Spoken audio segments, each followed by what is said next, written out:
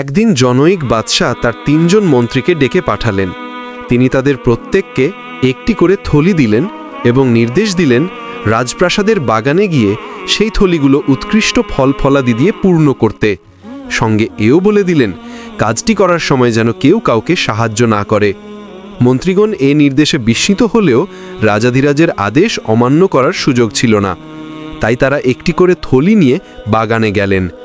প্রথম মন্ত্রী বাদশাকে খুশি করার উদ্দেশ্যে সবচেয়ে ভালো এবং উৎকৃষ্ট ফল ফলাদি সংগ্রহ করে থলি ভর্তি করলেন।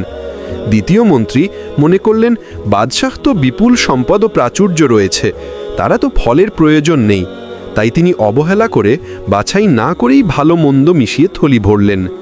আর তৃতীয় মন্ত্রী মনে করলেন বাদশাহ তাদের থলির ভেতর আদৌ দেখবেন না, তাই তিনি অলসতার বশে থলিটি ভরলেন লতা পাতা, খড়কোটো আর শুকনো পাতায়। পরদিন ৩ জন বাদশাহর দরবারে হাজির হলেন। বাদশাহ সৈন্যদের ডাকলেন এবং ৩ মন্ত্রীকে ৩ মাসের জন্য বন্দি রাখার নির্দেশ দিলেন। সঙ্গে বললেন তাদের খাওয়ার ব্যবস্থা হবে তাদেরই আনা থলিগুলো দিয়ে, আর ৩ মাসের মধ্যে তাদের কাছে আর কেউ যাবে না এবং অন্য কোনো খাদ্য দেয়া হবে না। ফলশ্রুতি প্রথম মন্ত্রী উৎকৃষ্ট ফল খেয়ে আরামে ৩ মাস কাটিয়ে দিলেন। দ্বিতীয় মন্ত্রী তার সংগ্রহে থাকা ভালো ফল দিয়ে অনেক কষ্টে হলেও ৩ মাস টিকে গেলেন। কিন্তু তৃতীয় মন্ত্রী, যার থলি ভর্তি ছিল লতাপাতা ও খড়কুটোতে, 1 মাসও টিকতে পারলেন না, ক্ষুধায় মৃত্যুবরণ করেন। দুনিয়ার এই জীবন এক প্রকার বাগানের মতো।